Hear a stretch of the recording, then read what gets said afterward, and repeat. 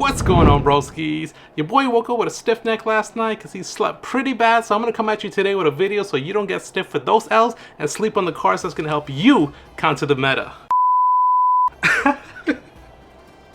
I can't, just that was so bad. Go to the video.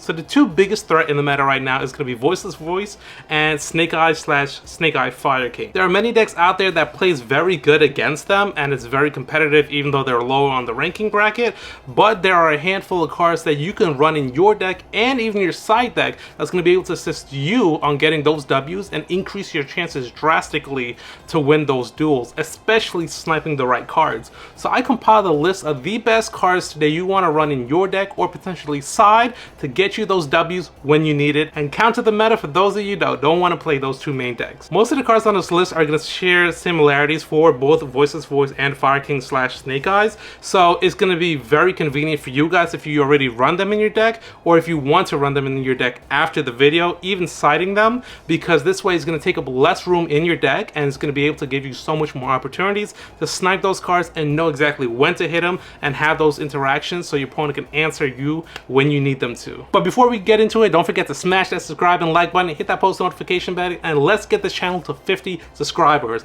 I know that sounds crazy, it's just such a small number, but we all got to start somewhere, so let's get to 50 as soon as possible so we can make bigger and better videos for you guys. So the first deck I want to go ahead and discuss is going to be Voiceless Voice, because I feel like that is the hottest topic right now, and there's a lot of controversy in regards to how to play with that deck and against that deck, what are the best cards to run. It really depends on your deck, your ratio, and how much space you really have for the flexibility of the cards. But I'm going to start off with the most common card I feel like everybody basically runs, going to be Imperm.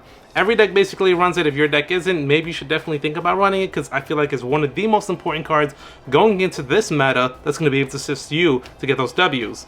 And starting off with Imperm, I definitely want to say Imperm's #1 hit on Voiceless Voice is going to be Low and Diviner of the Herald. Stopping those two cards is going to be very crucial for this game, because you'll be able to lock out Low and Diviner for the search capabilities that they do contain, and it'll kind of break your opponent in a sense of they're being forced to go ahead and try to play around and answer that. When you do get Impermed with either one of these cards, your best answer is going to be Savaris. If you do have it, you will answer Imperm with that, and you will still be able to continue your playing climbing.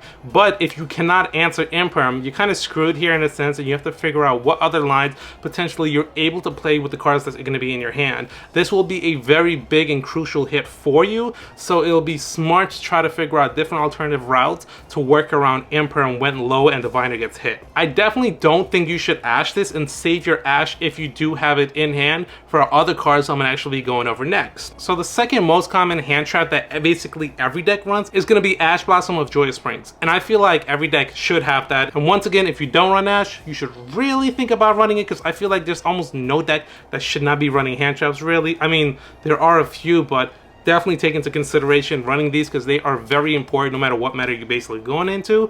They are very easily accessible and pretty affordable to buy now, so you should definitely go ahead and pick your copies up if you haven't yet. Now, going into the perfect targets for Voiceless Voice with Ash, I would definitely think Preparation of Rites and Saphira, the Dragon Queen of Voiceless Voice, will be the perfect targets for Ash, and this will be able to go ahead and interrupt those searching combos and plays that'll be able to go ahead and set up your board. Hitting them will be a drastic hit to your opponent, and there are ways to go ahead and recover, of course, because this deck does handle recovery pretty well, but it'll stump your opponent in specific ways to go ahead and block those searchers for those specific cards that they do need to climb and make those big boards they need to. And if they are popping off plays, it really depends on the route that they're taking. I personally think that you should hold off and Ash these two cards when they do come up. If you feel the need to go ahead and Ash any other cards like Low and Diviner instead of Imperming them, then you could go ahead and do that as well and try to choke that line early from the start, but then you leave them for opportunities with these two cards to go ahead and extend and continue their playing going forward. So it really does depend on how many hand traps you open up with and what lines they choose to take with their hand, of course. You can definitely snipe with Imperm first and then follow up with Ash if you're able to do so, and this will go ahead and definitely put a big chokehold on their lines and force them to potentially pass turn or see what cards they potentially drew if they're lucky enough to go ahead and continue those plays. Next, we got a group of cards that I feel like either are main deck or side deck, and you should definitely consider potentially running them in your side deck. I know I never really do, but now going into the format, especially against Voiceless Voice, I will definitely be running them, and the 3 cards I am talking about are going to be DD Crow, Ghost Bell, and the Bestial package. The reason why is you want to specifically target low. Low is the heart and soul of the Voiceless Voice deck, and if you are able to permanently remove that card from play, that's going to be a big hit to the deck, because without that card, the deck can't run. And your number 1 goal is to get rid of low as fast as possible and disrupt your entire opponent's hand and board. It's one thing to go ahead and remove the card from the field. It's another to completely just banish it. And that will drastically hit your opponent in a way that they won't be able to recycle it fast enough to go ahead and continue the plays and extending it. Also, you can run Call by the Grave because it basically does the same thing as well. So technically this will be a 4-card group. Then we finally have certain cards like Barrier of the Voiceless Voice, because this card is a crucial big play for this deck. And knocking out the back row for this deck is kind of self-explanatory, and you're going to want to go ahead and snipe them as soon as you can. The number 1 cards I would definitely consider would be Harpy's Feather Duster, Cosmic Cyclone, and Lightning Storm. But out of the 3, the best, honestly, I would think would be Cosmic Cyclone, because once again, once you remove that card from play, you're kind of hitting that deck really hard, where they would not be able to recycle it for it to be a viable option in the future, versus just putting them into the grave. Next, we got the last 2 cards I feel like could potentially be sided, but you can also run them in the main deck depending on how you play. The first card obviously is going to be Droll and Lockbird. You can obviously main deck that card, but I've been seeing a lot of shift in format lately where a lot of individuals been actually siding that, but it really depends on how you feel depending on how much space you have in your deck to be running hand traps. I personally would say main deck Droll if you possibly can, but the second card I would definitely consider siding and not maining, and that's going to be Lullaby. The reason why, of course, is because we saw with YCS that just recently passed how important Lullaby could potentially be, and if you're going up against a mirror match, that will be a very good card for you to run, especially for the same scenarios that we just discussed. If you get ashed, imperm, DD Crow, Call by something, and your low gets hit, well, guess what? Now you can just go ahead and pop out another low and continue your extensions. But you're not always going to be going up against a mirror match, so that's why I feel like it is going to be best to stay in your side deck until you know for a fact who you're going up against. Next, we got Fire King and Snake Eye. I'm actually going to go ahead and put them all in the same group right here because they kind of basically share the same similarities, and you can basically counter them in the same way with a few cards. Like I did tell you, there are going to be a lot of repeating cards. They're starting off with Imperm. The 2 number 1 hits you're going to want to do is going to be Snake Eye Ash and Ponix. Now, Snake Eye Ash is a given. You're going to want to hit that as soon as possible and cause an interruption right there, because once Snake Eye Ash is able to pop off, it's just going to steamroll down and they're going to be able to extend further combos very quickly.